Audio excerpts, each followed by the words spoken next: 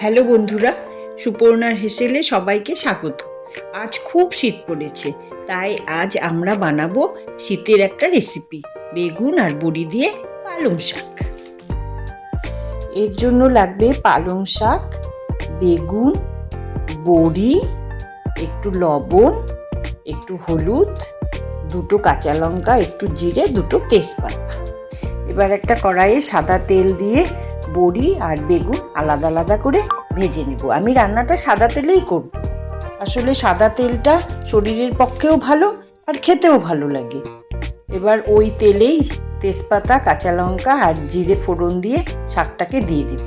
এরপর হলুদ লবণ দিয়ে নাড়াচাড়া করলে শাকটি জল ছেড়ে দিবে।